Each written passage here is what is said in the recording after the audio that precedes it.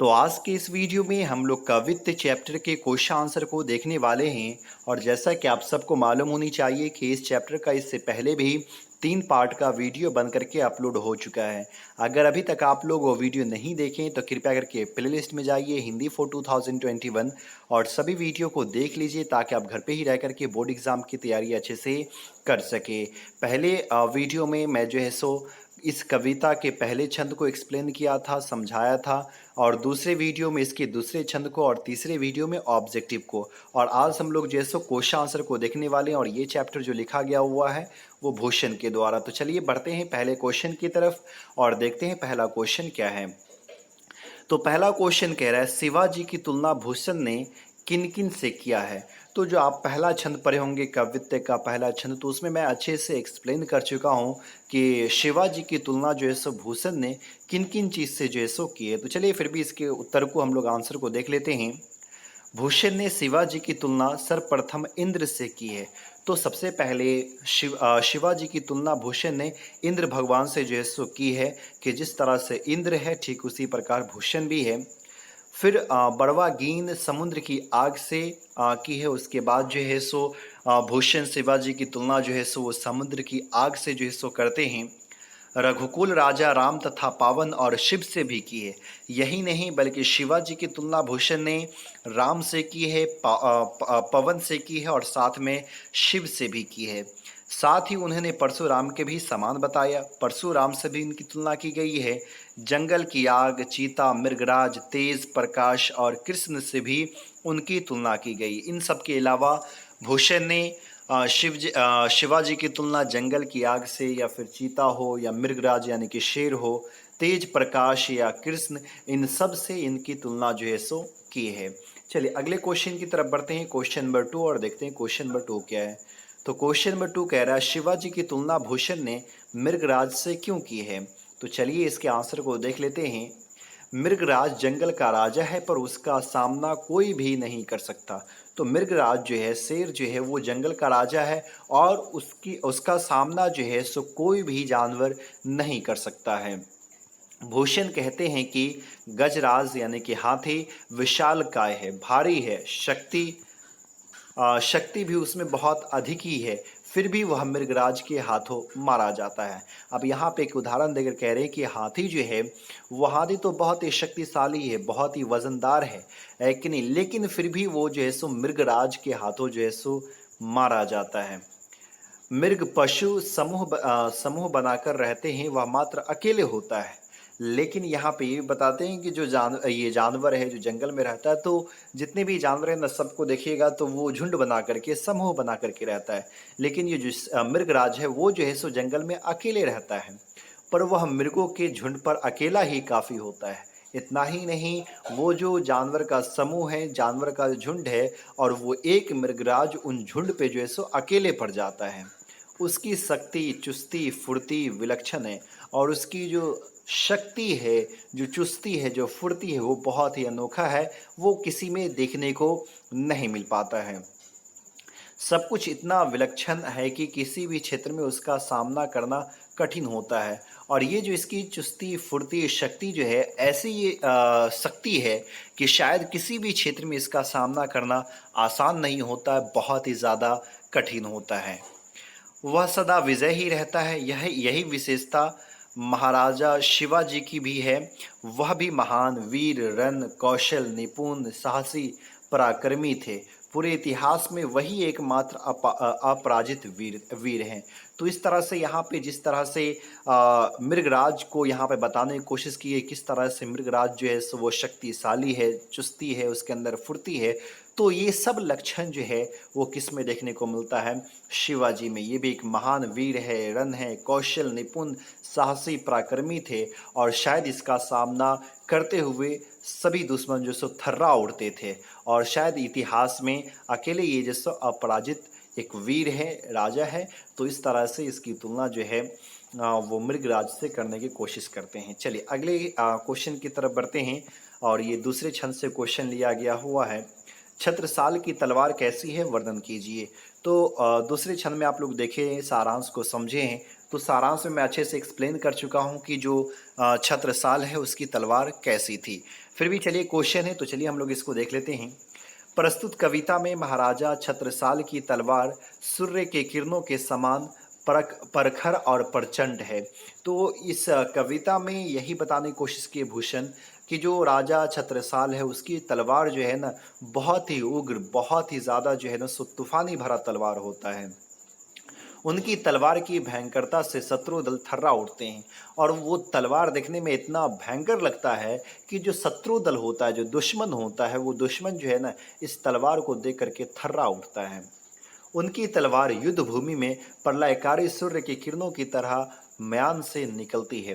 जिस प्रकार सूरज से जो है सूरज की किरणें निकलती है धरती की ओर, और देखने में बहुत ही प्रलयकारी लगता है, ठीक उसी प्रकार युद्ध की भूमि में जहाँ पे लड़ाई हो रहा है, युद्ध हो रहा है, उस जगह पे जब तलवार निकलता म्यान से, तो वो प्रतीत होता कि सूरज की किरणें जो है सो निकल रही है, यानी कि एकदम चमकता हुआ वो तलवार था राजा छत्रसाल की। और इस तलवार की ही जो है सो तारीफ कर रहे हैं वो दूसरे छंद में जो है, वह विशाल हाथियों के झुंड को क्षण भर में काट काट कर समाप्त कर देती। और ये तलवार इतना तेज होता कि जो दुश्मन हाथियों से युद्ध करने के लिए आता था, वो झुंड का झुंड हाथियों को जो है ना वो तलवार से क्षण भर में, पल भर में काट करके जो है सो समाप्त कर देता।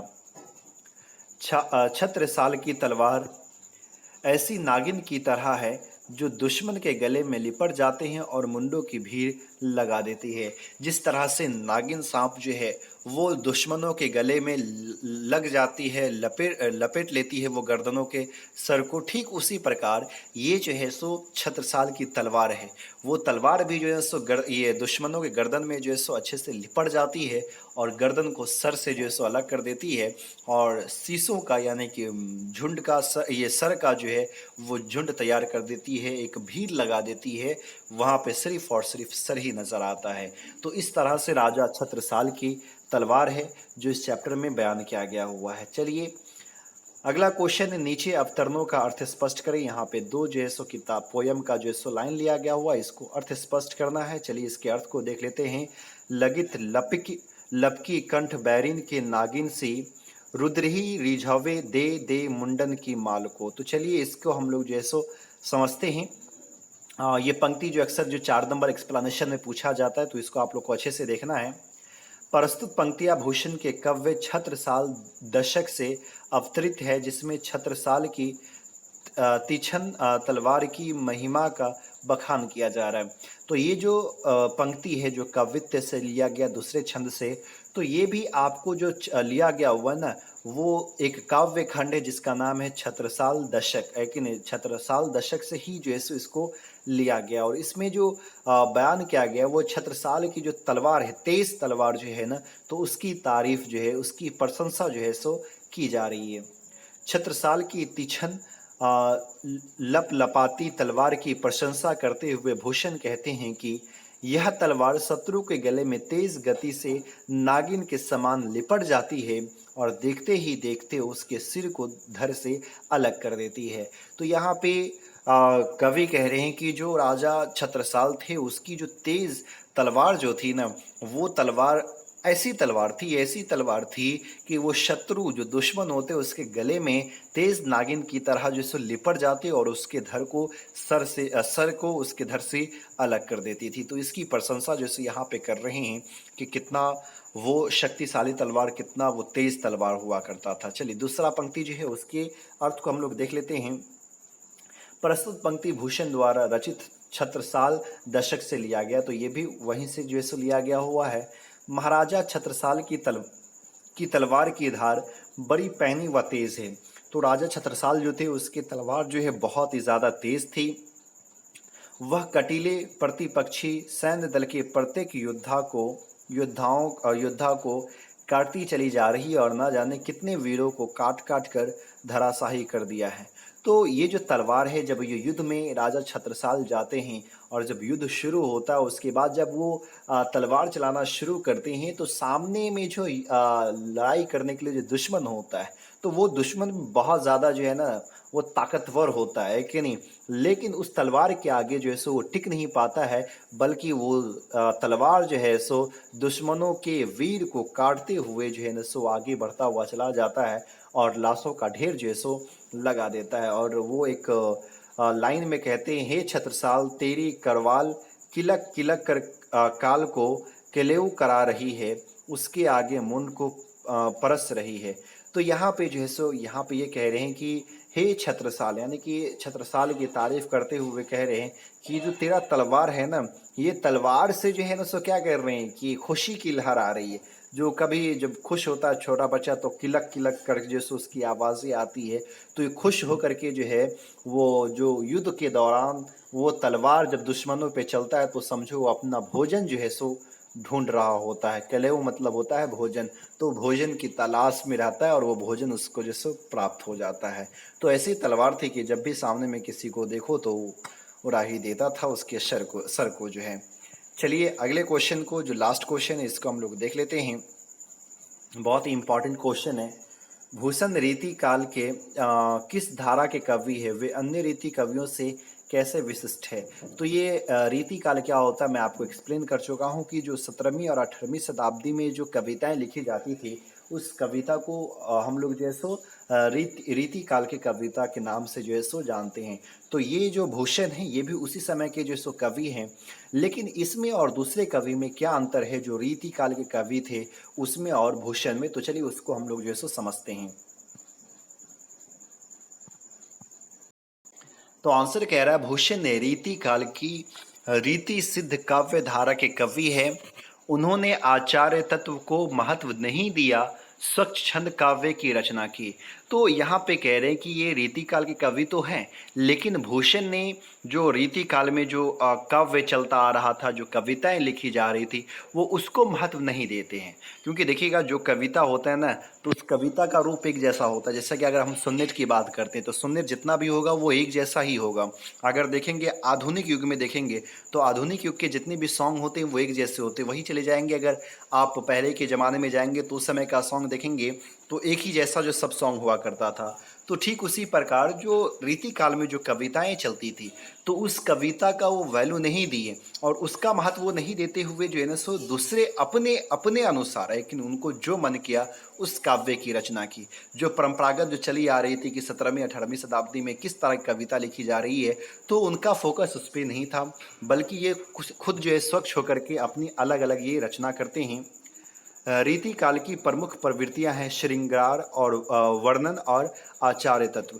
तो ये रीति काल की वर्णन थी, ये प्रमुख प्रवृत्तियां थी कि उसका स्वभाव कैसा हुआ करता था।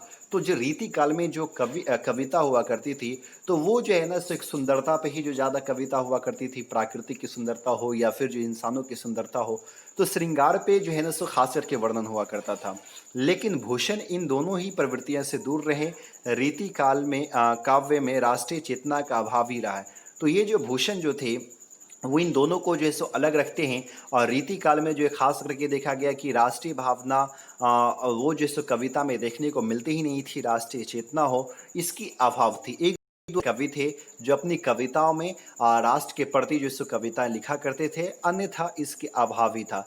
मात्र बिहारी का एक दोहा मिलता है, तो बिहारी का एक दोहा मिलता है, स्वार्थ श्रुकृत न शर्म वृथा देखी विहंग विचारी, बाज पराए पानी पर तू परछनी न मार यदि इसे छोड़ दे तो। अगर इसको छोड़ दे, इस दोहा को, एक दोहा है बिहारी का, तो इस दोहा को छोड़ दीजिए तो इसके अलावा राष्ट्रीय एकता देखने को मिलता ही नहीं है, राष्ट्र की ओर किसी का ध्यान जाता ही नहीं है। तो कवि भूषण जो है वो खुद को जो है सो इसको अलग करते हैं और राष्ट्र के प्रति जो है अपनी कविता लिखना शुरू कर देते हैं। और वो जो है सो रीत काल के कैसे कवि हैं जो राष्ट्र पे जो है कविता लिखते हैं, राष्ट्रीय चेतना को दिखाने की कोशिश जो है सो करते हैं। तो ये आपको क्वेश्चन आंसर था भूषण के द्वारा जो चैप्टर लिखा गया काव्यत्य से। उम्मीद करता हूँ ये वीडियो आपको अच्छा लगा होगा। अगर अच्छा लगा तो प्लीज़ लाइक कीजिए, ज़्यादा से ज़्यादा शेयर कीजिए और हमारे चैनल पर पहली बार आए तो प्लीज़ चैनल को सब्सक्राइब कीजिए। फिर मिलते हैं अगले वीडियो में, तब तक के लिए बाय।